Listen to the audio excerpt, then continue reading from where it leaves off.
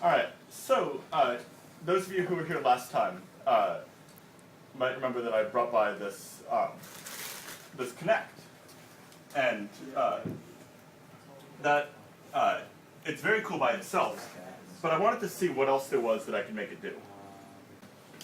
So I had this idea that maybe I could hook it up to this robot I built, which I also brought by another time. So this, I just took this little cat and put servos in the head and arms, and put a little webcam in the eye. So I wanted to see what I could make it, if I could somehow use the Kinect to let me control this cat with my body, as kind of a quick little cutesy thing to pull off. So there's a really interesting thing that happened. So you guys probably saw that this Kinect has been hacked for a while, which is great.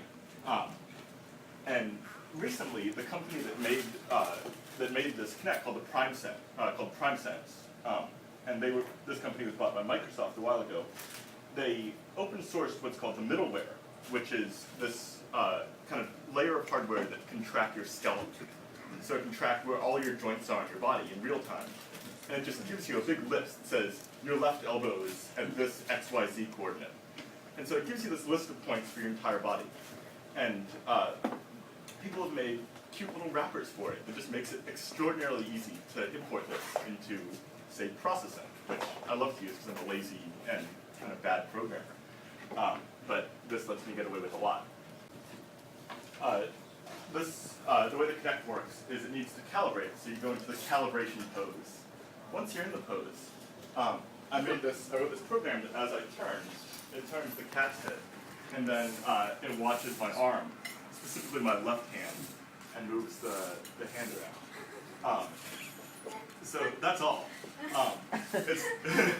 I just have now a cat double of me that looks exactly like that does whatever I'm doing. And if you want, you can come over here and look on the screen, and you'll see there's a little 3D skeleton of myself that's actually, you'll see the representation of the data that I get, which is actually just super neat by itself.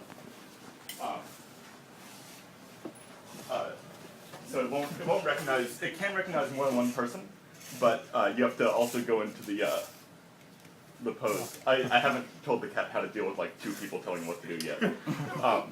So to pull this off, it really was nothing. So it's really easy to just take the Y coordinate of my hand and map that into the cat's arm.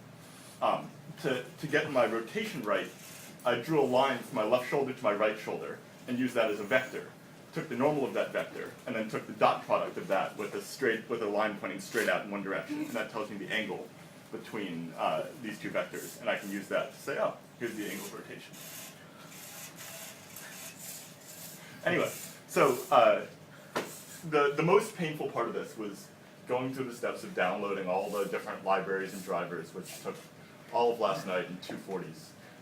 But at the end of this, there's a cat.